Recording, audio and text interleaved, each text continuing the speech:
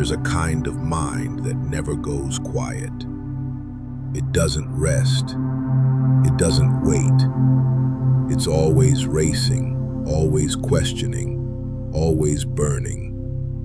And when the world tells it to slow down, it only moves faster. This isn't a story about brilliance. It's a story about obsession, about breaking yourself to build something no one believes in. It's about losing everything and showing up anyway. This isn't about Elon Musk. This is about what it takes to keep going when everything tells you to stop. The mind that never stops.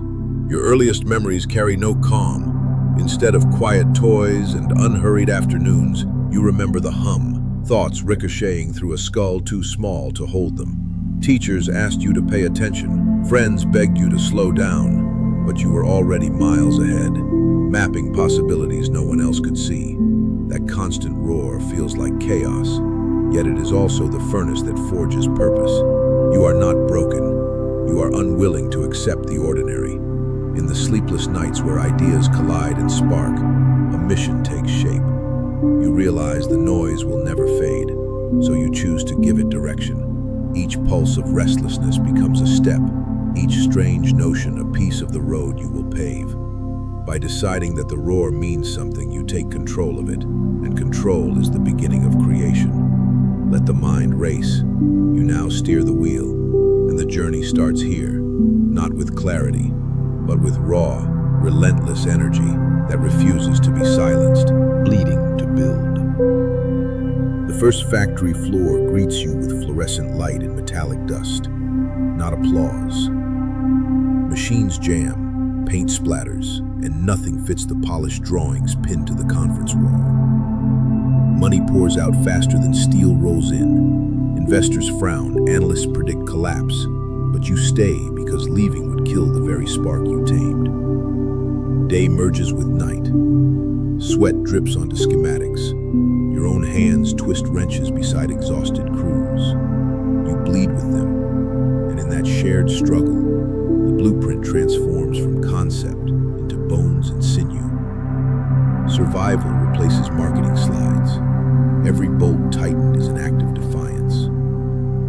When the balance sheet screams red and critics circle, you double down on resolve. Exhaustion whispers surrender, yet you answer with another shift, another problem solved, another fraction of a dream fortified. By choosing pain over retreat, you redefine what it means to build. The lesson burrows deep. Anything truly alive must first be bled for, and you accept the cost without complaint, because the cost is proof that you are moving. Bet it all or walk away. Comfort is an anchor, and anchors keep ships in harbor. You sell yours. The savings meant for calm weekends, the safety funds set aside for easy years. Every coin is exchanged for one more chance at liftoff. Friends call it reckless. Advisors call it unsound. The numbers agree with both. Yet conviction has a mathematics of its own. You understand that half measures guarantee nothing but half-lived stories. So you hurl every remaining chip onto the table and stare into the dealer's eyes. There is no bravado here, only an acceptance of consequences. If the vision fails, you fail with it. If it soars, you soar without apology. This is the moment when belief stops being an abstract virtue and becomes a physical commitment. The bank account empties, but your spine straightens because the ships behind you burn, and the only direction left is forward. When doubt asks for proof, you show the ashes of your escape route and keep moving, aware that conviction is not measured by what you keep, only by what you are willing to lose. Creation is a sacrifice. The desk becomes a mattress. The office kitchen, your lone cafe. You tap code until dawn, eyes gritty, breaths shallow. Someone else might call this misery. You call it progress. One computer keeps the lights of the fledgling website alive while you sleep beside it. The cycle repeats, without glamour, without applause, and without certainty. Your reflection in the dark monitor shows a face drawn by fatigue, yet inside, the spark refuses to dim. Doubt past, naming every flaw. But you answer by returning to the keyboard. It is here, in stale air and frozen dinners, that you discover what creation truly demands.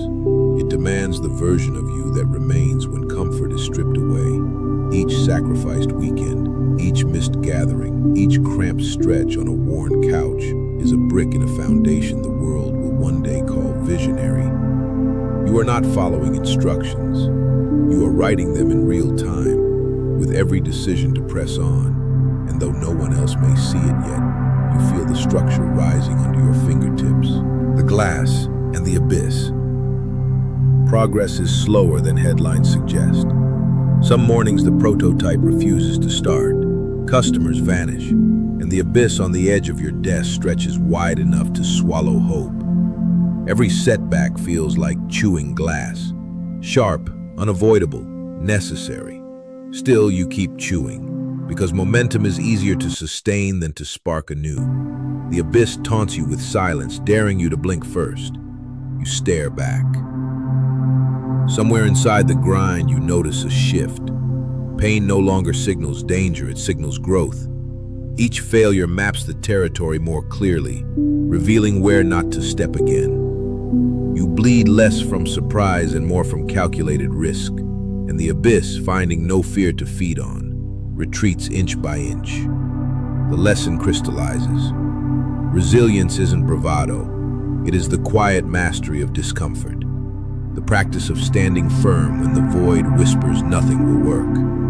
By meeting the gaze of emptiness, you learn to fill it. Never pack it in.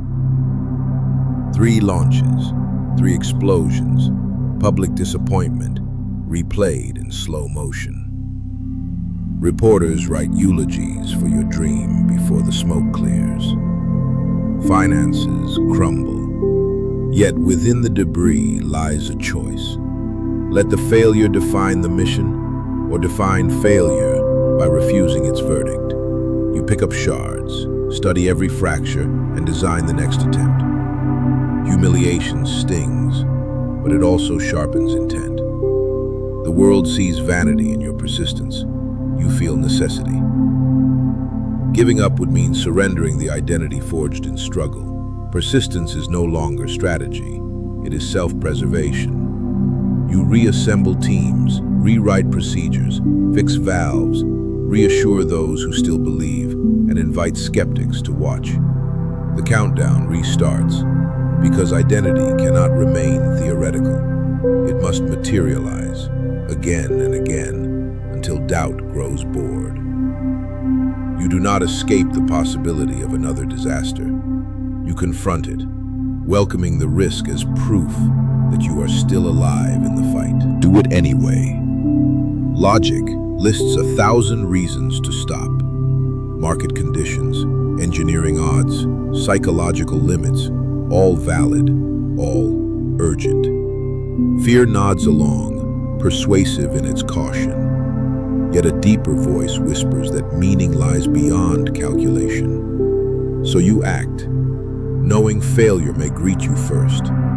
You iterate, not because victory is guaranteed, but because purpose eclipses prediction. Each seemingly irrational leap gains context in hindsight, but hindsight is a luxury earned only by moving forward now. You choose action when certainty stalls, building momentum out of imperfect knowledge. Gradually, small wins stitch together, revealing patterns no spreadsheet could forecast. Courage is not the absence of fear. It is the refusal to let fear set the schedule. You do it anyway, because purpose demands motion, and motion begets discovery, and discovery carves the path that reason alone could never find.